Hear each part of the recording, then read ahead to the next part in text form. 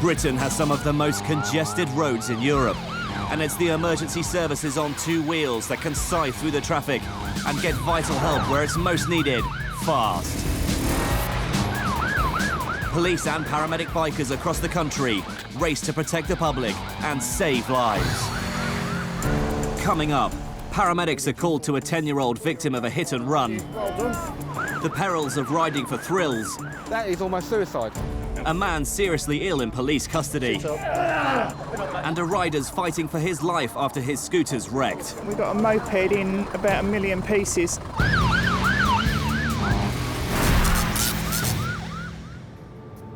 Birmingham, the peak of the morning rush hour. On duty, paramedic Mark Hayes.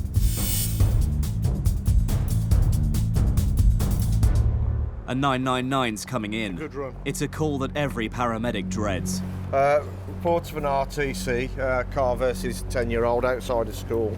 Apparently they've had multiple calls on it.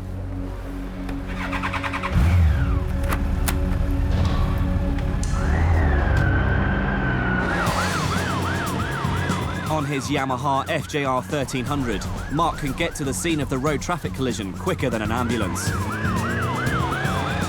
The bikes carry all the same equipment as an ambulance and are fitted with our cameras, so we arrive at an incident the second they do.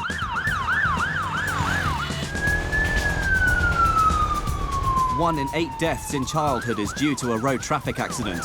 It's vital that Mark gets to the scene as soon as possible. The call location is on the edge of the biker's patch, and the Monday morning traffic is heavy. Mark covers the 5 miles in just 9 minutes. The accidents happened opposite a school. An ambulance crew's on scene. Mark takes control. Hello, what's your name? What, sorry? Abu. Abu. Where's hurting the most, mate? Your foot, your leg. Yeah? You wiggle your toes, can you? Yeah? You remember what happened to you?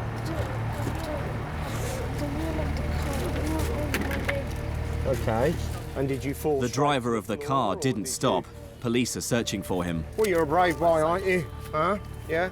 Keep nice and still. Stay nice and still for us. Abu will still have adrenaline pumping through his veins, and that could be masking injuries. What we're going to do is pop a little collar around your neck, and the reason we do that is just to keep your head nice and still. All right? Don't shake your head for me, because what we need to do is we need the doctor to just have a little look at your neck and your back to make sure everything's okay, and then they'll have a look at your foot. Is that all right with you? Good lad, well done. Nice and still, good lad. Each year, nearly 3,000 children under 16 are killed or seriously injured on the country's roads. But this is going to feel really uncomfortable, okay, but just bear with it. All right. Where's that hurting, matey? A traffic incident can cause severe psychological shock. It's important for Mark to make sure that Abu doesn't become drowsy and lapse into unconsciousness. Have you got pain at the moment? Your leg? Okay. How bad's that pain? Is it really, really bad, or is it just a little bit? Yeah. Really, really bad. Okay. The ankle is the junction of 3 bones, 2 in the leg and 1 in the foot. A painful swollen ankle could be sign of a fracture in one of these bones. Steve's arrived as backup. It's really important that when we move you, if the pain's really, really bad and you want us to stop, you must tell us. Or if you have any new pain or anything feels strange and you don't like it, tell us and we'll stop. All right? Yeah? You've been really brave. You keep still. We're going to do it for you, mate. You keep nice and still. Good lad. Well done. Fractures are common in childhood. By the age of 16, 2/3 of boys will have accidentally broken a bone. So just onto the board on 3. 1, 2, 3. Okay. And just lay the board down and we should get his arm out of that jacket then. Keep still. All right, matey. We'll just pop your legs down straight. Just relax. Okay. Have you got any pain in your chest or your tummy at all? No? What we'll do when we're on the ambulance, we'll give your foot a little bit of a clean. Yeah, it'll be nice cold solution. So that might make it feel a little bit better. And we'll pop a dressing on. All right. Good lad. Drum for me. You're so brave, aren't you? Yeah, huh? good lad you are. Right, Abu, we're going to pop some blocks, okay? Either side of your head, all right? They have to keep Abu perfectly still to avoid any risk of spinal injury. What we're going to do now is we're going to pick you up, pop you onto the bed. We'll get you into the ambulance where it's not as bright and we'll have a little look at you. All right? Yeah? Good lad, you're so brave. OK, on 3, 1, 2, 3. Good lad, well done.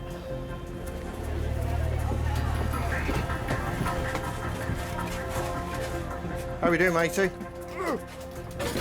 OK, we're going to have a little look at you now. All right, make sure everything's OK. You've been really brave. No need to be frightened. Yeah, we're going to look after you, make sure everything is OK. All right, good lad. So what we're going to do now is have a little listen to your chest. We're going to have a little press on your tummy. And it's really important you tell us if it hurts when we do these things. All right? Breathe in, deep breath in. I'm just going to press on your tummy. You tell me if it hurts. Okay? Mark, the father of 2, knows how important it is to be gentle when dealing with children. You need to win the child over. They're going to be frightened. They're going to be in pain. I treat every child as I would treat my own, or I would want my own to be treated, and that's to try and gain their confidence, reassure them, and just tell them everything's going to be okay. Abu, can you tell me, does it hurt when I press down here? The moment you don't tell a child that you're going to do something, it hurts them, straight away they're not going to trust you. There's going to be a barrier, and that just makes your job a lot harder. There we go, good lad, good lad. You're all done now, we're not going to touch now, we're going to leave you, we'll just get you off to hospital, and you can go and see a doctor, and we'll get you some x-rays, some pictures of your ankle, and make sure everything's okay. All right, we'll get Dad to come and sit with you. All right, good lad, well done. Thank you. Mark still can't get over the behaviour of the driver.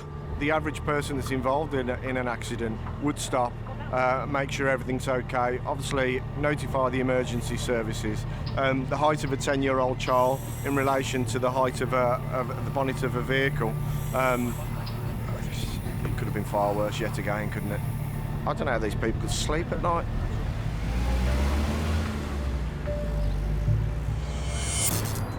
Essex. Today the bike cops are on a special mission, going undercover to see what drivers and riders get up to when they think the police aren't watching. On the Unmarked bike today, PC Mick Wills. Right, it's a Yamaha FJR 1300. This is made to a police spec, but they're pretty well the same as the standard ones, although it's got some extra goodies on it, like lights and sirens. I think 0 to 60 in about 3 seconds or something. 0 to 100 in about 6 or 7 seconds. Quite fast. Capable of about 155 miles an hour. That's the camera lens, and all the recording equipment is underneath the seat here. The blue lights are, as I say, they're within the fairing, so unless they're on, you can't actually see them. So that's when they get that sinking feeling when they see those. When you're quite behind them when those lights come on, it's like, oh no, too late. And it might already be too late for Mick's first customers of the day. That's definitely, he's going. 2 up as well. 2 up means the bike was carrying a pillion passenger. This changes the weight distribution of the bike, usually making riders less stable. It also means that the rider has another person's life to think about.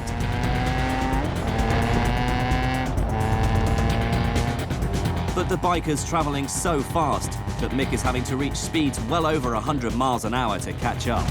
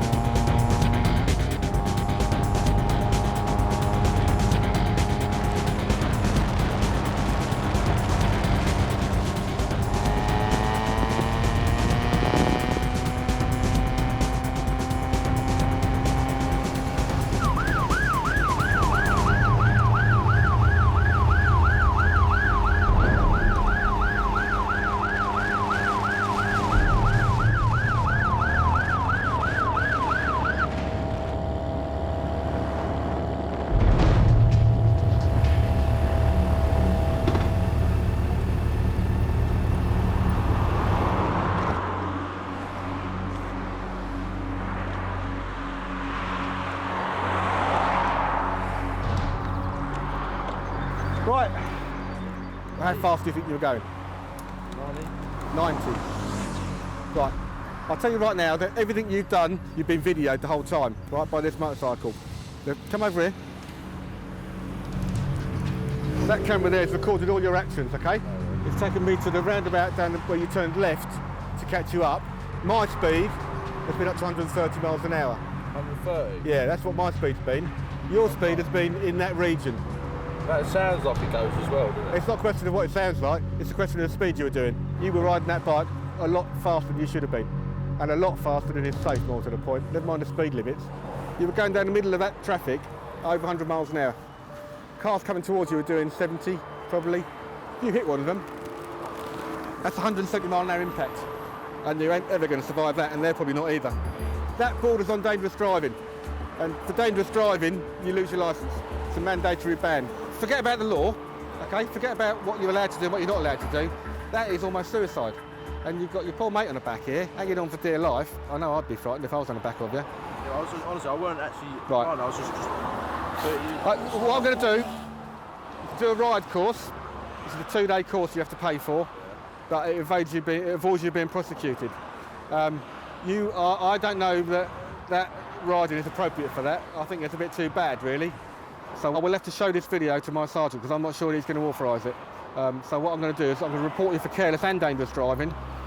The ride course is a national scheme, only available to a rider once in any 3-year period. The scheme has been proven to be more effective than points and fines. What I'm going to do is I'm going to show the video to my sergeant, and if he thinks it's appropriate for you to do that ride course, then you can do the ride course, and you won't get prosecuted, provided you do the course. The course is about £200. If they think you haven't taken it on board, then they'll refer you back to us. You're playing with fire, mate, you really are. It's a bit of fun, but this ain't the place to do it. Just to put you in mind of how you are riding, you are, without a doubt, the fastest rider we've seen today, all right? And that's not a good thing, it's a very bad thing. You are, by quite a long way, the worst one. All right? That's the sort of risk you're taking. Right. I'm doing you a favour there, as long as you appreciate that. You've got to do me a favour, and you've got to stop riding like that. Because I don't want to, now that I've met you, I don't want to turn up and see that on its side and you in a ditch with a busted neck. Because that's how it ends normally, if you keep riding like that. Yeah. All right? Go safe, all right? Yeah, I will do. Okay. Cheers, mate. Bye-bye. Wasn't aware of quite how bad his riding was, I don't think. He thought he was all right, you know. But that sort of riding, can't tolerate. That is the top end of careless and certainly bordering on dangerous. 19-year-old, had his licence less than a year, kind of been driving a car for more than 2 years, you know. No experience. You just think he is the one we're after, really. He's the kind of guy we're after. Because they're the ones that all ends wrong for, because they don't know when to do it and when not to do it. The rider was recommended for the ride scheme, and he successfully completed the course a few weeks later.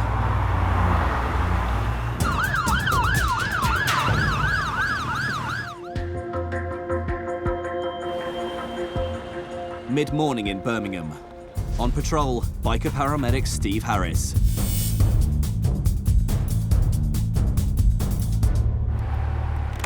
A 999 call's just come in. A man's collapsed at a bus stop.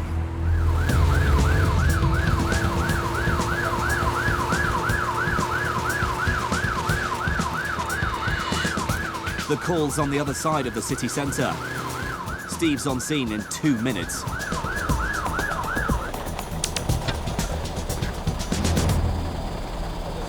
Roger, we are in attendance, over. Hello there. Okay, what did you say? No, when I came up, the people was on the bus stop. Yeah. And he flew over and he was shaking like a leaf. He was shaking. All like, over? Yeah, like he got the fits or something like that. Yeah. I think he'd been drinking. With the bottle by the man's side, it might seem alcohol is the man's problem, but Steve's not so sure. He can't take anything at face value. How you doing? You all right? What's your name? Chris. Do you know what's happened to you? You're not sure? You've obviously been having a drink this morning. Yeah? What I'm to do, Chris, is let you lean against something. I don't want you to fall backwards. Can you turn around for me? Come and lean against here, all right? Come on, move your legs round. No, I don't want you to stand up. Stay on the floor. That's it. Pull yourself back, Chris. Back. There you go. Chris, stay where you are, mate. Chris, Stay on the floor for me. All right? If you stand up, you might fall down. I don't want you to hurt yourself. All right. What do you suffer with? Do you have any medical problems? Epilepsy. Well, that's what we think's happened now. You've just had a fit. All right. And because of the fit, you banged your head, so you're bleeding. So we're going to need to pop you down to hospital. Epilepsy causes seizures where the brain's electrical signals get scrambled, usually resulting in convulsions and blackouts. After a seizure, sufferers enter a state called post-ictal, often bringing with it extreme disorientation and confusion. It can take anything from a few minutes to hours to come round. That's it, steady. That's as steady as you go. A couple of steps backwards. Backwards. That's it, keep going. Come on. Keep going. Sit down. There we are, It's all bend your right. legs. Sit down, my Bend your friend. legs. Chris, we'll bring your coat. We'll bring your We'll coat. get all your belongings, don't worry. Bend your legs. Sit down. That's it. There we go. Good man. Swing your legs up, please. Chris, we're going to put you in the ambulance. All right? Here we go. You have epilepsy, Chris? You're epileptic, yeah? Yeah, you've had a fit today. There we are. Let's. Yeah, you're giving You're yourself a bit of a smack as well. Just jump off. Slip your jumper off, mate. That's it. Good lad. And slide this off as well. That's it. Chris, Bit warm Chris. to be wearing all the stuff. Come on, calm down. You're in the ambulance, Chris. You've had a fit. You've had a convulsion. You understand? I know you're confused. I know it's upsetting. But just nice and slow. What we need to do is just slip your jumper off. All right. There we go. That's it. You take tablets for your epilepsy. Which one you on? What's the name? Do you know? Remember? Okay. Can I have a look at your nose? You've cut your nose. Can I have a look? Yeah, we need to pop you down to hospital, Chris. You're not quite with it yet, are you? Hey? You need a bit of time to recover. Okay. Yes, Steve. Okay. Just because you see someone who your first impressions are, well, here's an alcoholic, there's open bottle of cider by the side of him, he's had a convulsion. You can't assume that the alcohol is the reason why. You know, in this case, the epilepsy has caused the fit, or so we believe. And it just means you have to look a little bit deeper and not jump to conclusions.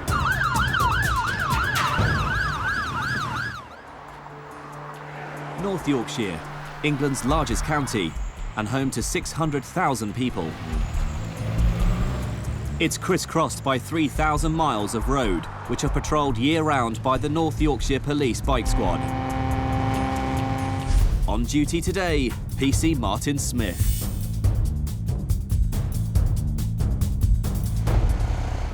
Martin's patrolling the roads around Tadcaster on his BMW R1200 RT when a transit van catches his eye. As the van slows to take the roundabout, Martin notices its brake lights either aren't working or are stuck permanently on. In either case, a potentially hazardous fault. Every month in the UK, someone's killed or seriously injured because of defective lights or indicators. He signals to the van to pull over. Oh yeah. Let's take this off, I can hear you a bit better then. Your brake lights appear to either be stuck on or stuck off, I'm not sure which. They're on all the time, or you've got lights on all the time. Yesterday, in fact, that's the old one. I've just fixed a new switch that weren't working.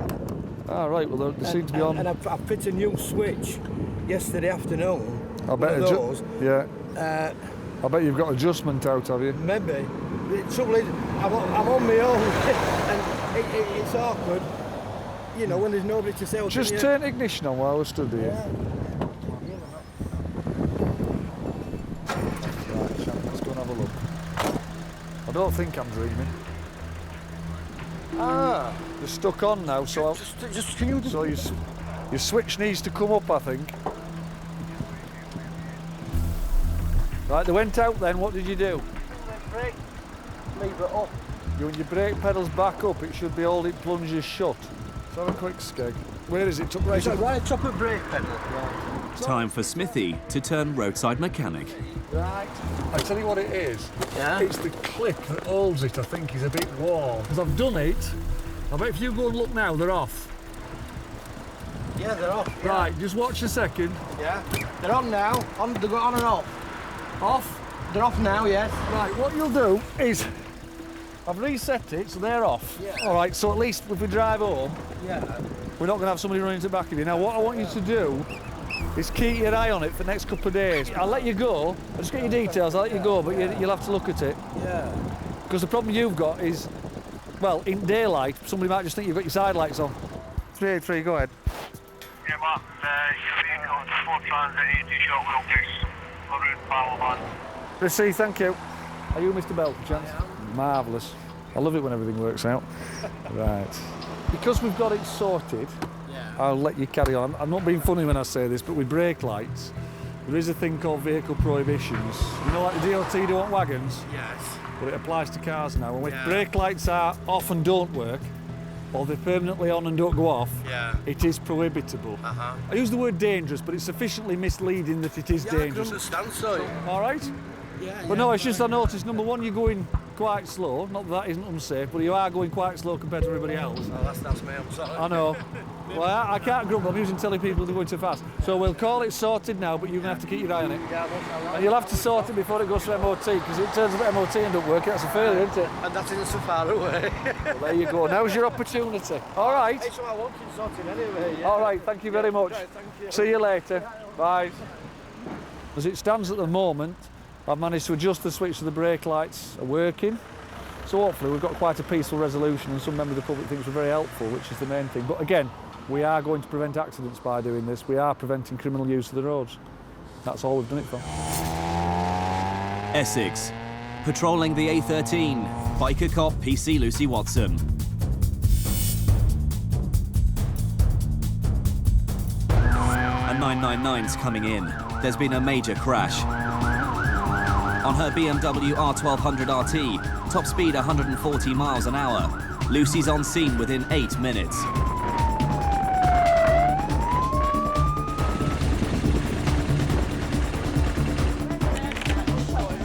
As soon as she arrives, it's clear it's a major incident.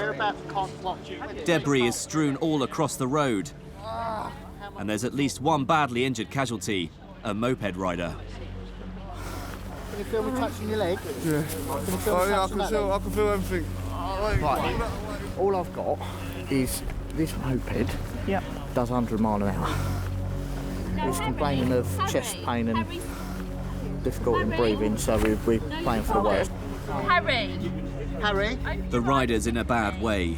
He may have critical internal injuries. His ribs may have punctured a lung, a major blood vessel may have burst, causing bleeding into the chest, or he could have ruptured his spleen. Any of these could be fatal. Right, Harry? Can you get the traffic sergeant running from Grace, please? This is potentially serious. Lucy takes charge of sealing off the scene.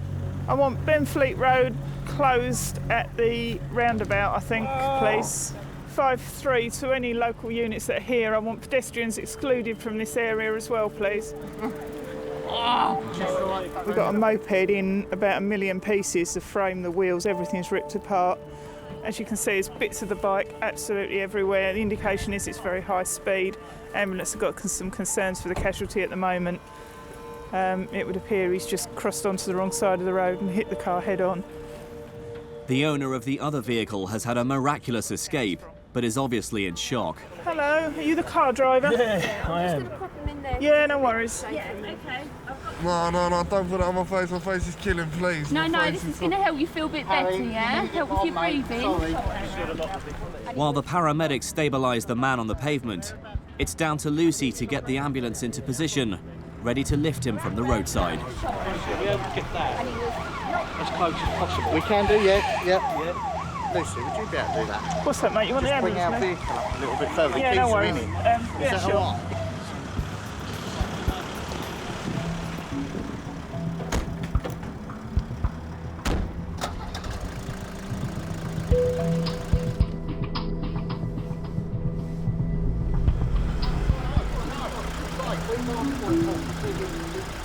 With the paramedics still busy with the patient, Lucy carries on trying to identify the man. Just looking for the registration number of this vehicle, as it will help us find out who he is. I've never seen a moped in so many pieces, to be honest. It's completely ripped apart. I'm surprised he's still talking to us, to be perfectly honest, yeah. There's his keys there. Oh, you haven't found a registration plate, have you, for the moped? No, but I've noticed there's something under my vehicle. I don't know what, but there's something this side. There's a crash helmet in a garden somewhere. That's right. This jacket's too far under, so we're going to have to move that. This is such a serious incident. Lucy will hand the investigation over to specialist colleagues. Normally we would document the scene, but because of the severity of it and the concerns over his injuries, the traffic investigation unit will come down and do it all with their electronic equipment and do it absolutely correctly, just in case his injuries do prove to be worse than they appear at the moment. No, we're all right. The paramedics prepare to move the moped rider to the ambulance. I know you're in pain, I'm just going to lift your bum up, all right? All right. Well, you're breathing. Harry, just relax, fella. Just relax, all right? We're going to look after you. I know it is, but you just got to trust us, mate, all right? We've done this many times before, all right? On 3. 1, 2, 3. You're going onto the stretcher, but you're going onto a solid board. Okay. Right, you ready? Yeah, nice and gently, guys. You're doing really well.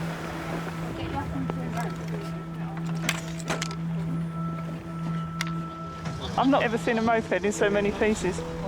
One of Lucy's colleagues has been speaking to the driver, and he's been explaining his version of events.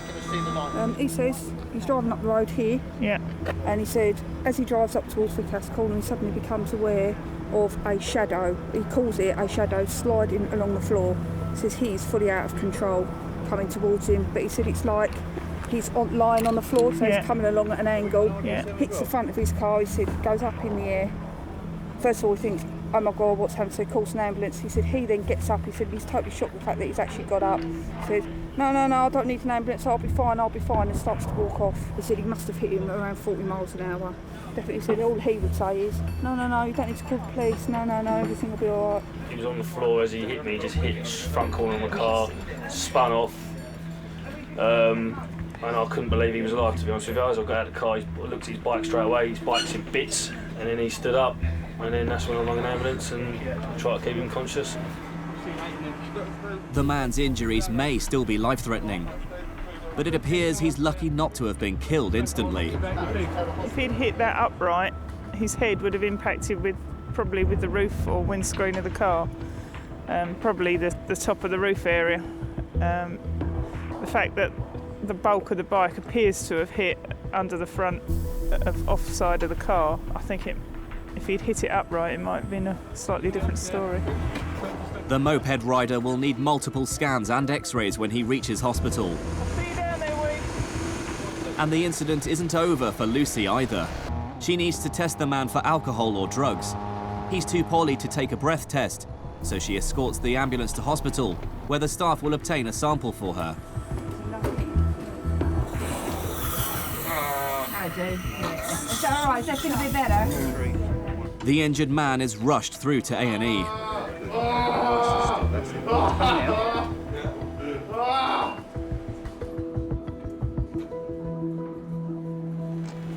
More pain I've ever been in my life. Not good. The accident scene was one of the worst Lucy has ever attended. It'll be some time before the extent of the rider's injuries are clear.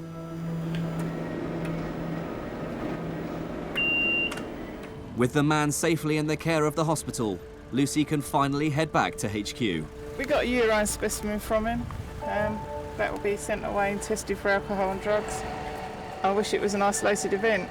It's not. I've got quite a few in my tray at the moment that I'm dealing with, all in very similar circumstances.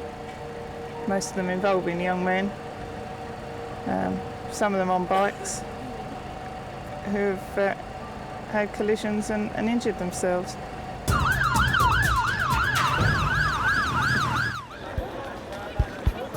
Birmingham, mid-afternoon. On duty in the city centre, paramedic Mark Hayes. A 999 call's coming in. A paramedic is required in police custody.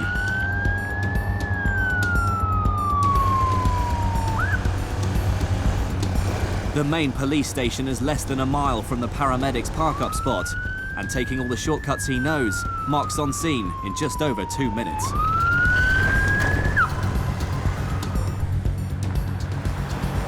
En route, Mark's received an update. Hello, you requested ammo at all? Yeah. All right. Thank you. An hour and a half ago, the police arrested a man on suspicion of breaking into a car. After arriving in custody, he collapsed while being searched. How are you feeling at the moment, mate? In what way are you feeling bad? Tell me. My stomach is punching. You got pain in your stomach? Okay. And how long have you had that pain for? 2 days. You've had it for 2 days. Okay. Just sit up.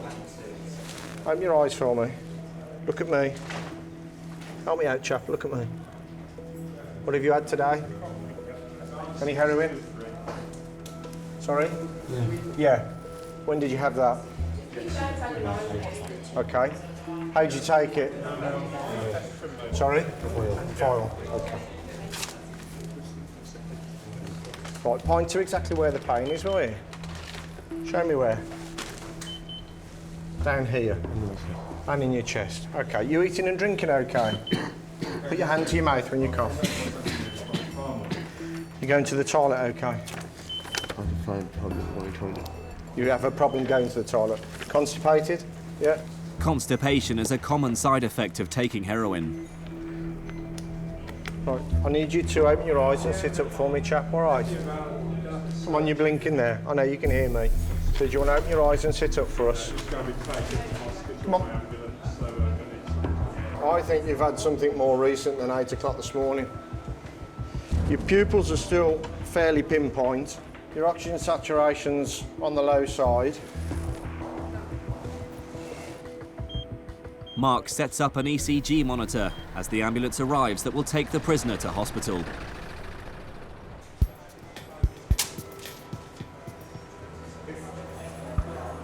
How are you doing?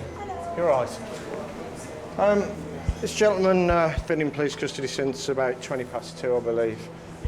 Police have seen a general deterioration in him. There are abnormalities on his ECG. Pupils are pinpoint, so I think we're going to go with some Narcan before we do anything else.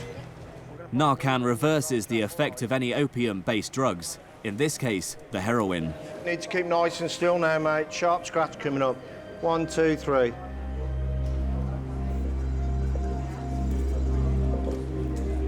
Might be a bit cold going up your arm, all right?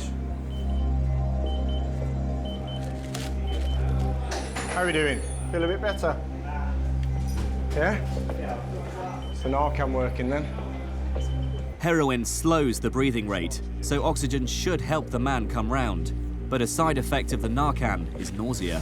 We've seen a difference in his heart rate. His heart rate was around 60 odd. Chap, you need to leave that on. Come on in, chap, let's get you onto the bed. Lie down then, chap. As they prepare to take the man to the ambulance, the officers continue searching him.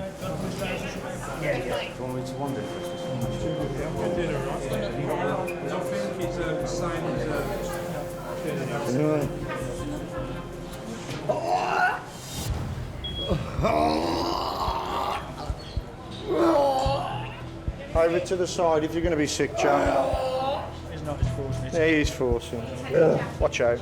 Over to the side. That's. The man's acting like he's going to vomit. Mark's worst fear. Yeah, man. Sit up. Sit up. Have you got a bin round there you can grab? Sit up. Into the bag, mate. Steve, got a bandage there, Steve. Come on. Tight down. Okay, so I don't think it's one of that, but I'm fine. Good to go.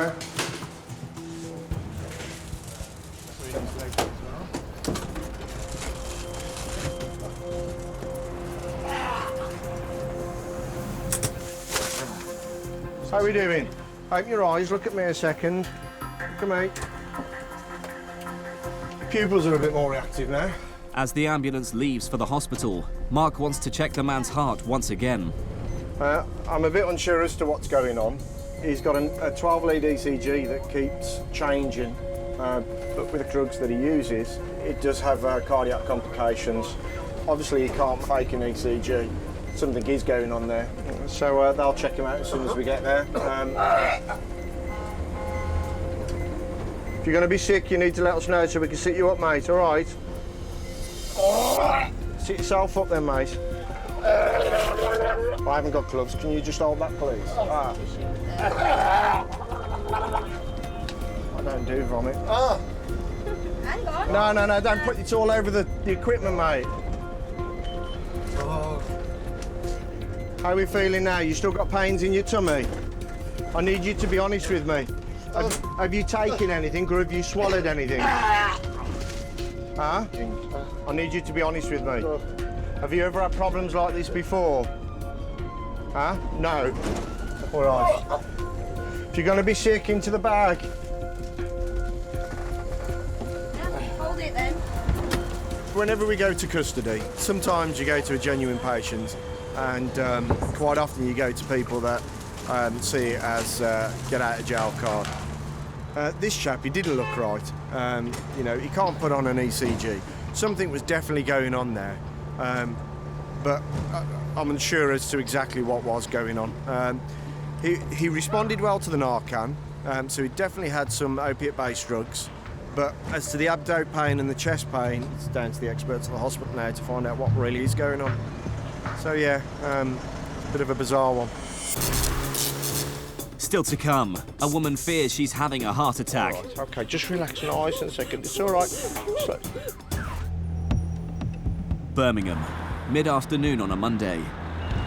A 999 call's coming in. Paramedic Mark Hayes is responding. A woman has severe chest pains.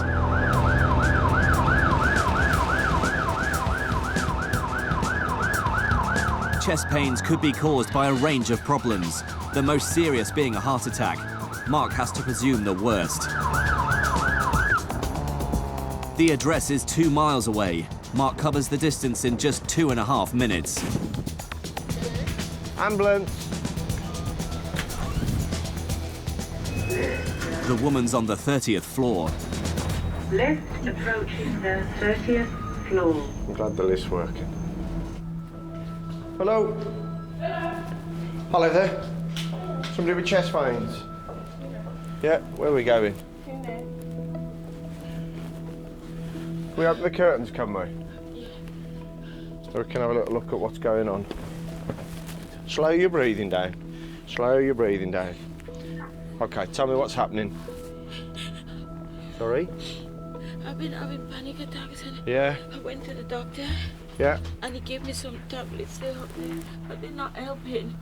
Okay. Have you got pins and needles in your fingers? Yeah? And I feel a tingling and it comes Yeah? right up here. Okay. Just about. Do you want to know why that is? Yeah. It's because you're breathing too fast, yeah? If we slow your breathing down, that will go, yeah? But only if you slow your breathing down. What I need you to do is breathe in through your nose or your mouth, hold it, count to 2, and then blow out. We need to keep the breathing nice and slow. Once we've calmed your breathing down, pins and needles will go. All right, it won't happen straight away. Could be 10, could be 15 minutes, but it will go. All right. What was your first name? Panic attacks are a self-perpetuating problem. Initially, some form of stress causes the body to release adrenaline, increasing breathing, heart rate, and sweating, all giving a sense of panic, which in turn drives the body to release more adrenaline. You know. So how long have you been having panic attacks for? A while. Yeah? So when did you see your GP? Tuesday. Your blood pressure's a little bit high, but if you're having a panic attack, obviously you're stressed out there, so that's going to raise your blood pressure. Right, we'll have a little look at what your heart's doing. We can treat what's going on here as in the hyperventilating, and the fact that you've slowed your breathing down, yeah, you should start to feel better shortly. What you were doing was hyperventilating. Your mind thinks you're not getting enough oxygen in. You start to breathe fast. Bit of a vicious cycle. You continue to breathe fast. Your mind's telling you you're not breathing properly. And you're trying to get more and more in when you don't need to. The reason you get these pins and needles in your fingers and around your lips is because... I just feel faint. Yeah, again, hyperventilating, all that will cause those symptoms. All right. What we will do is we'll do a 12-lead ECG, which just make sure there's nothing going on with your heart. All right. If you could do me a favour, do you want to lie down on the bed for me?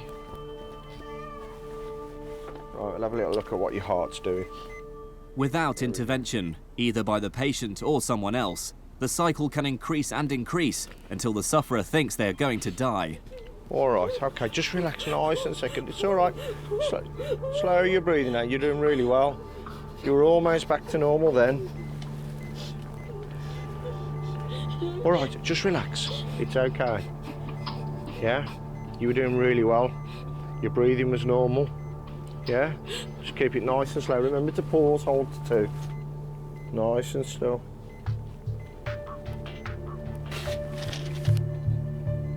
Absolutely fine. All right. Okay. All the observations that we've taken, all the tests that we've done are normal. What you're having is a panic attack, hyperventilating. Now, you managed to control that really well. You slowed your breathing down and we went back to normal, you know, and you just had that little bit of a relapse. The correct course of action would be to see your GP again. If you're having continued panic attacks, is give you medications that are not working, you really need to have a chat with the GP. I just have them in public and then I just start crying. Yeah.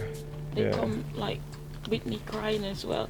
Okay. I don't know why. Okay. Even like when the doorbell rang, I just get this feeling here and then I just start panicking and I start crying. Okay, all right. Well, obviously your GP has a better history of you. He has your records. I really do believe the best person to see is your GP. Are you going to be all right with that? Yeah. Are you sure? Yeah, I'll make an appointment tomorrow. You sure? Yes, I am. Okay, I'll leave you in peace then. Okay, thank you. All right, take care. Yeah, bye-bye. Panic attacks are something that we go out to all the time. I'd say almost on a daily basis. See you then, bye. 9 times out of 10. There's certainly no need for hospital treatment. It's something that we usually deal with unseen. Took literally a couple of minutes to try and calm this lady down, tried to coach her breathing, which is really important to do as soon as possible. The longer they hyperventilate, the longer it takes to recover. Abu had his leg x-rayed in hospital, was given the all clear and sent home that day. The driver of the car was caught, found guilty of leaving the scene of a road traffic collision and disqualified from driving for 12 months. Yeah, you've had a Chris recovered from his seizure, but has had several more seizures since. The moped rider miraculously escaped his smash without serious injury. He was banned for 6 months after pleading guilty to careless driving and having no insurance. The man who fell ill in police custody was kept in hospital for 2 days. He's now been charged with possession of drugs.